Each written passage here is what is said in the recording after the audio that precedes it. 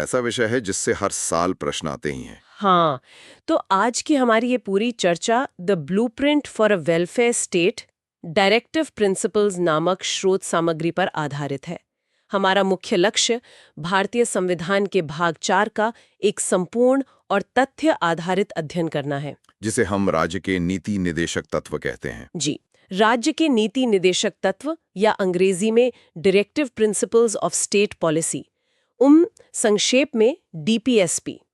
प्रतियोगी परीक्षाओं में अनुच्छेद 36 से 51 तक के प्रावधानों, पिछले वर्षों के प्रश्नों यानी PYQ और ऐतिहासिक न्यायिक वादों से सीधे सवाल बनते हैं। बिल्कुल। ये तथ्यों को बहुत ही स्पष्ट रूप से समझा जाए ताकि परीक्षा में कोई भी अंक न छूटें। संविधान का ये जो भाग 4 है ना, ये सिर्फ नियमों का पुलिंदा नहीं है, ये एक नए राष्ट्र के निर्माण का पूरा खाका है। ये बहुत ही सही परिप्रेक्ष्य है।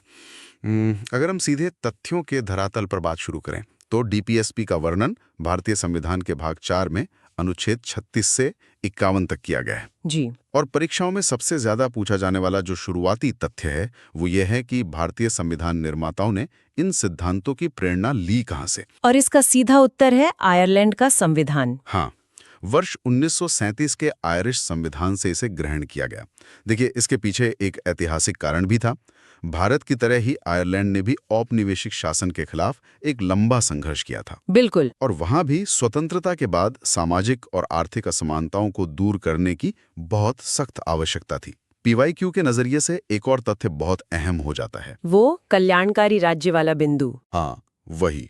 डीपीएसपी का मुख्य उद्देश्य भारत में कल्याणकारी राज्य यानी वेलफेयर स्टेट की स्थापना करना है, न कि औपनिवेशिक काल की तरह एक पुलिस राज्य की। ये एक बहुत बड़ा अंतर है। और सबसे रोचक बात यह है कि ये निदेशक तत्व न्यायालय में प्रवर्तनीय नहीं है, मतलब ये नॉन जस्टिसिएबल हैं।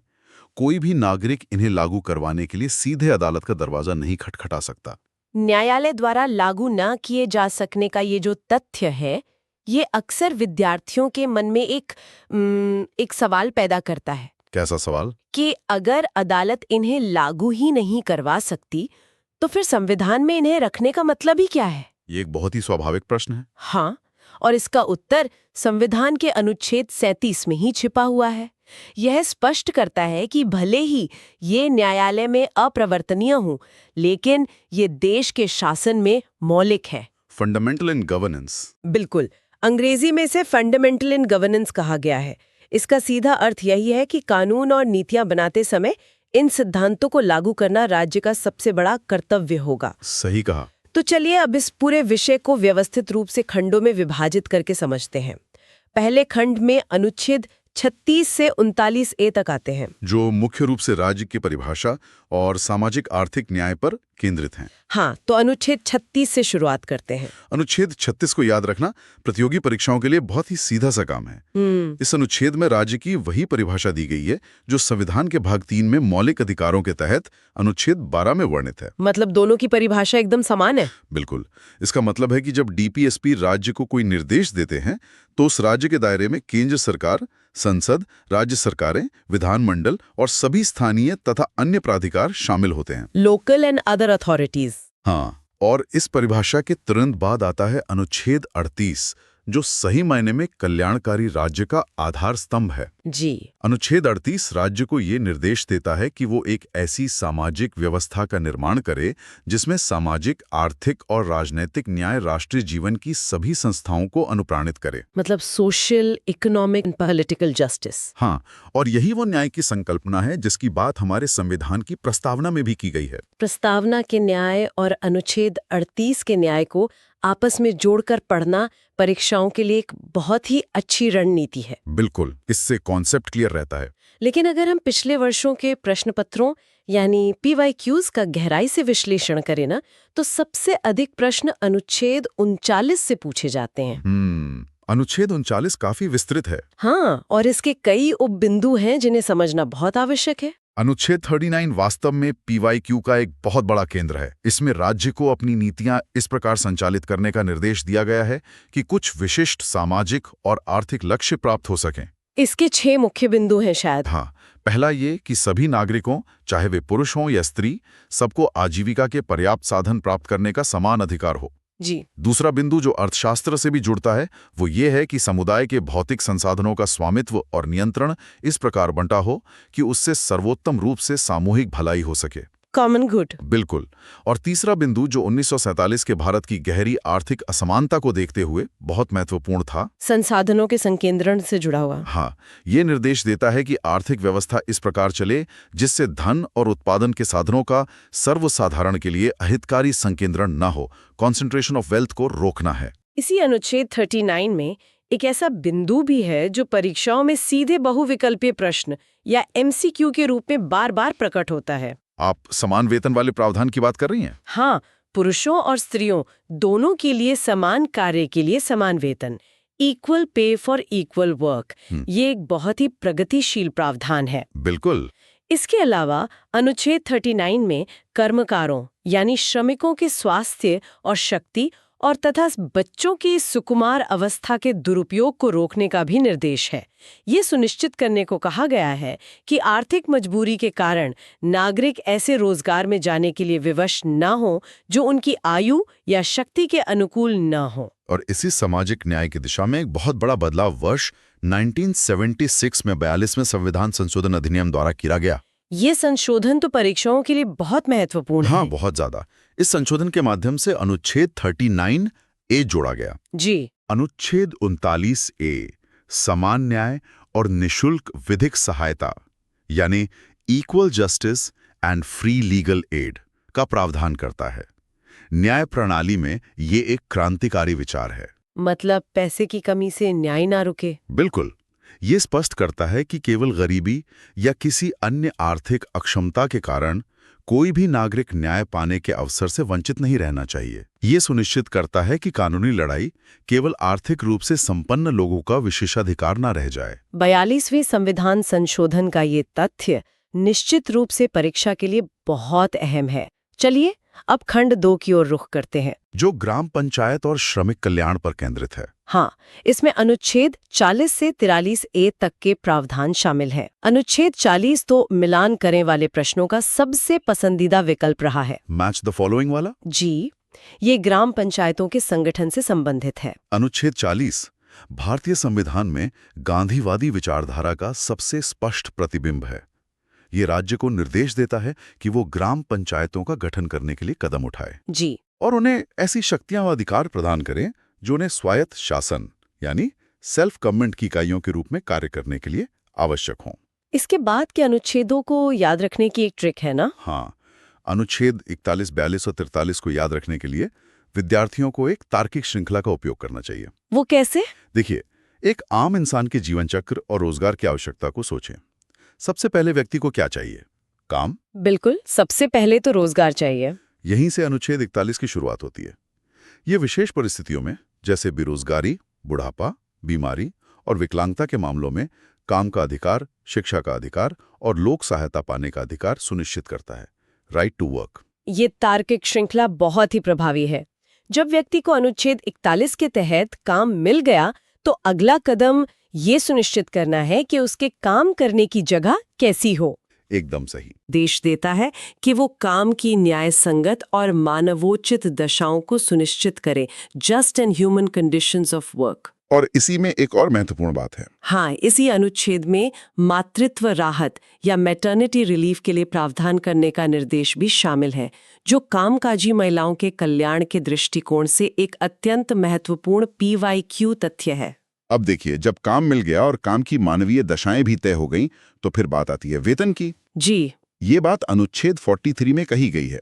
अनुच्छेद 43 सभी कर्मकारों के लिए निर्वाह मजदूरी या उचित वेतन, जिसे लिविंग वेज कहा जाता है, वो सुनिश्चित करने का निर्देश देता है। यहाँ विद्यार्थियों को न्यूनतम मजदूरी और निर्वाह मजदूरी के बीच का अंतर समझना चाहिए। हाँ, ये बहुत जरूरी है। मिनिमम वेज और लिविंग वेज में फर्क है। निर्वाह मजदूरी का अर्थ केवल जीवित रहने भर का पैसा नहीं है, बल्कि एक ऐसा वेतन है जिससे व्यक्ति अपने परिवार का भरण पोषण कर सके, बच्चों को शिक्षा दे सके और एक गरिमापूर्ण जीवन स्तर बनाए रख सके। इसी के साथ 42वें संविधान संशोधन द्वारा एक और महत्वपूर्ण प्रावधान जोड़ा गया, अनुच्छेद 43A। ये श्रमिकों की भागीदारी के बारे में है। बिल्कुल, या उद्योगों के प्रबंधन में श्रमिकों की भागीदारी सुनिश्चित करने के लिए कदम उठाने का निर्देश देता है। या श्रमिकों को केवल कर्मचारी मानने के बजाय उन्हें उद्योग का एक अहम हिस्सा मानता है। ये खंड सच में श्रमिकों और स्थानीय स्वशासन के अधिकारों का एक बहुत मजबूत आधार है। अब हम खंड 3 की ओर बढ़ते हैं, जिसमें समान नागरिक संहिता, शिक्षा और समाज के कमजोर वर्गों के कल्याण की बात की गई है। ये अनुच्छेद 44 से 47 को कवर करता है। इसमें अनुच्छेद 44 ऐसा है जो लगातार चर्चाओं और समाचारों में बना रहता है, और परीक्षाओं के लिए तो ये अति संभावित प्रश्न है। अनुच्छेद 44 समान नागरिक संहिता यानी यूनिफॉर्म सिविल कोड या यूसीसी से संबंधित है। यह राज्य को निर्देश देता है कि वो भारत के समस्त राज्य क्षेत्र में नागरिकों के लिए एक समान नागरिक संहिता प्राप्त कराने का प्रयास करें। पूरे देश में एक कानून। हाँ, संविधान निर्माताओं का इसके पीछे ये दृष्टिकोण था कि विवाह, तलाक, विरासत और गोद लेने जैसे नागरिक मामलों में पूरे देश में एक रूपता होनी चाहिए। इसे परीक्षा के समय याद रखने की एक बहुत ही सरल और प्रभावी ट्रिक है। जी बताइए। देखिए, अनुच्छेद की संख्या 44 है। इसमें दोनों अंक 4 और 4 बिल्कुल समान है। इसी समानता से विद्यार्थी समान नागरिक संहिता को आसानी से याद रख सकते हैं। ये ट्रिक यकीनन परीक्षा के तनाव भरे माहौल में तथ्यों को याद रखने में बहुत मदद करेगी। 4 और 4 इक्वल हैं। बहुत बढ़िया। हाँ, और अनुच्छेद 44 के बाद आता है अनुच्छेद 45। ये शिक्षा और बाल कल्याण से जुड़ा है। यहाँ एक संशोधन बहुत अहम है। हाँ, यहाँ विद्यार्थियों को वर्ष 2002 के 86वें संविधान संशोधन को याद रखना बहुत जरूरी है, क्योंकि इसने इस अनुच्छेद की पूरी संरचना ही बदल दी थी। यह एक बहुत ही सटीक विश्लेषणात्मक बिंदु है। 86वें संविधान संशोधन से पहले अनुच्छेद 45 में 14 वर्ष तक के बच्चों की शिक्षा की बात थी। जी। लेकिन जब 6 से 14 वर्ष की आयु के बच्चों की शिक्षा को अनुच्छेद 21A के तहत मौलिक अधिकार बना दिया गया, फंडामेंटल राइट बना दिया गया, हाँ, तो अनुच्छेद 45 की विषय वस्तु बदल दी गई। अब अनुच्छेद 45 यह निर्देश देता है कि राज्य सभी बच्चों को 6 वर्ष की आयु पूरी करने तक प्रारंभिक बाल्यावस्था देखरेख और शिक्षा प्रदान करने का प्रयास करेगा। Early childhood care and education. इसके बाद अनुच्छेद 46 आता है, जो सामाजिक न्याय को सुनिश्चित करने के लिए है। यह समाज के कमजोर वर्गों, विशेष रूप से अनुसूचित जातियों और अनुसूचित जनजातियों के शैक्षिक और आर्थिक हितों को विशेष सावधानी से बढ़ावा देने का प्रावधान करता है, और उनके शोषण से रक्षा करने का भी। हाँ, सामाजिक अन्याय तथा सभी प्रकार के शोषण से उनकी रक्षा करने की बात इसमें है। मौलिक अधिकारों में समानता के प्रावधान होने के बावजूद अनुच्छेद 46 का डीपीएसपी में होना ये दर्शाता है कि राज्य को इन वर्गों के उत्थान के लिए सक्रिय नीतियां बनानी होंगी। एकदम सही। इसके बाद खंड 3 का अंतिम अनुच्छेद 47 है, जो लोक स्वास्थ्य से जुड़ा है। यह राज्य को निर्देश देता है कि वह लोगों के पोषण स्तर और जीवन स्तर को ऊंचा करने को अपना प्राथमिक कर्तव्य माने। लेवल ऑफ न्यूट्रिशन को सुधारना। हाँ, इसी अनुच्छेद में स्वास्थ्य के लिए हानिकारक नशीले पदार्थों और औषधियों के औषधीय प्रयोजनों से भिन्न उपयोग का निषेध करने की बात कही गई है। इंटॉक्सिकेटिंग ड्रिंक्स पर रोक। बिल्कुल। कई राज्यों में जो शराबबंदी या प्रोहिबिशन लागू किया जाता है ना, उसका संवैधानिक आधार यही अनुच्छेद 47 है। बिल्कुल सही। अब हम इस विश्लेषण के चौथे खंड पर आते हैं, जिसमें कृषि, पर्यावरण, राष्ट्रीय स्मारक और शासन की शक्तियों के पृथक्करण से जुड़े महत्वपूर्ण अनुच्छेद 48 से 51 तक शामिल हैं। जी। अनुच्छेद 48 कृषि और पशुपालन को आधुनिक और वैज्ञानिक प्रणालियों पर संगठित करने का निर्देश देता है।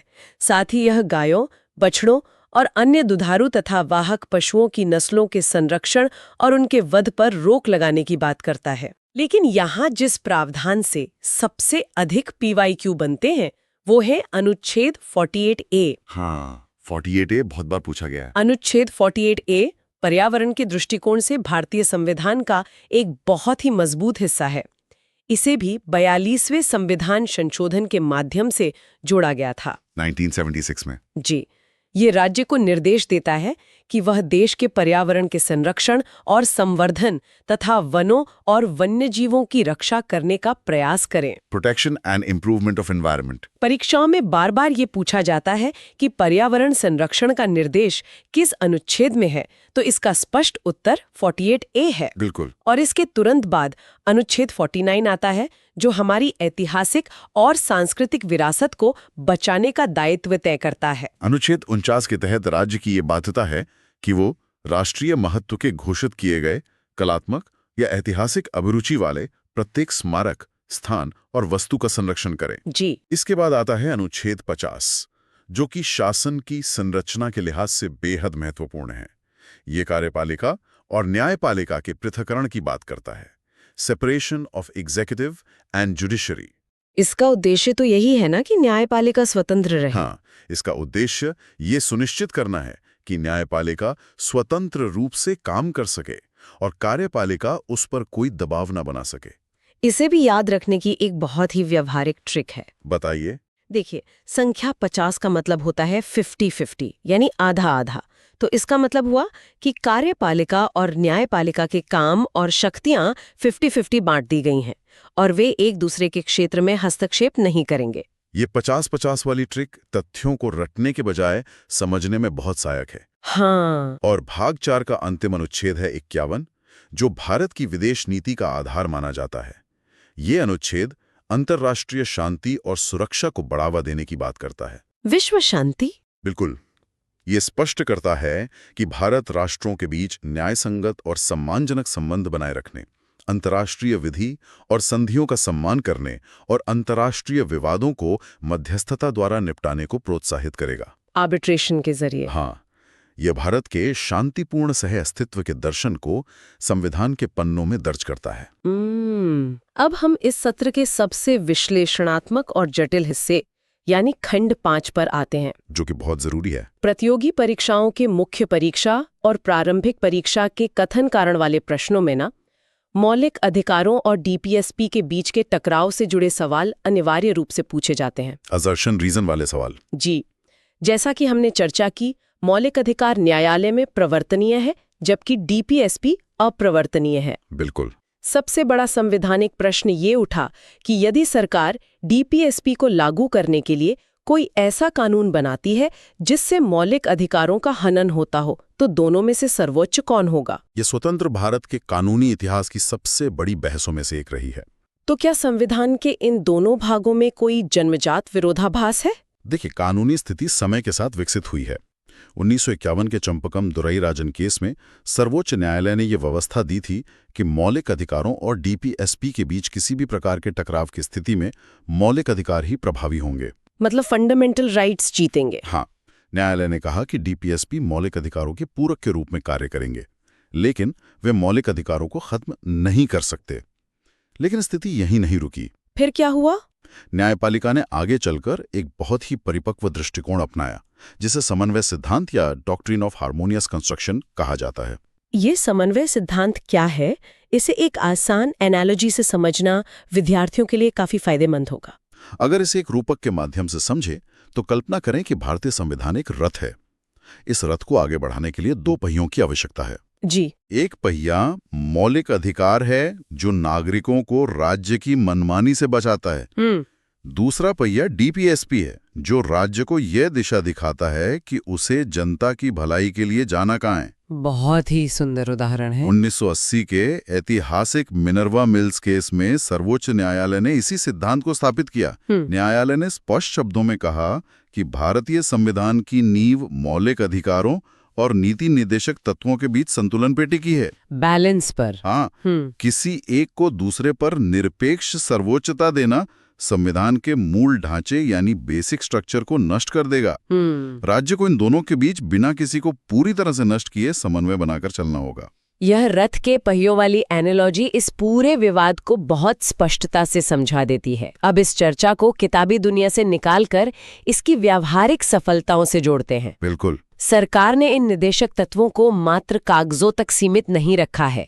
इनका व्यावहारिक कार्यान्वयन कई ऐतिहासिक कानूनों और योजनाओं में देखा जा सकता है। हाँ, और परीक्षा में ये मिलान करने के लिए पूछा भी जाता है कि कौन सी योजना किस अनुच्छेद की उपज है। बिल्कुल सही। सबसे बड़ा उदाहरण मनरेगा है, जी। महात्मा गांधी राष्ट्रीय ग्रामीण रोजगार गारंटी अधिनियम। जी। ये योजना ग्रामीण भारत में रोजगार की गारंटी देती है और इसका सीधा संवैधानिक आधार अनुच्छेद 41 है, जी। जो काम का अधिकार सुनिश्चित करने की बात करता है। बहुत अच्छा उदाहरण है।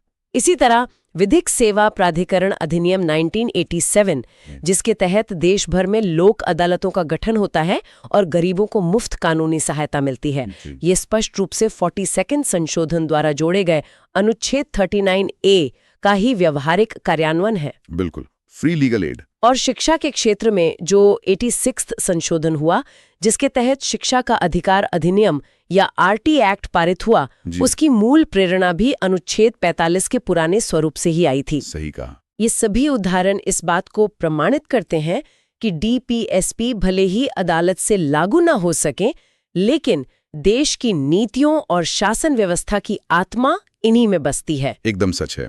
तो इस संपूर्ण विश्लेषण के साथ हमने संविधान के भाग 4 यानी अनुच्छेद 36 से लेकर 51 तक का एक विस्तृत खाका तैयार कर लिया है। जी। राज्य की परिभाषा से लेकर सामाजिक आर्थिक न्याय के सिद्धांत, ग्राम पंचायतों का गठन, समान नागरिक संहिता की अवधारणा और पर्यावरण से लेकर अंतर्राष्ट्रीय शांति तक के सभी प्रावधानों, वर्षों और पीवाईक्यूज को हमने कवर किया है। बिल्कुल।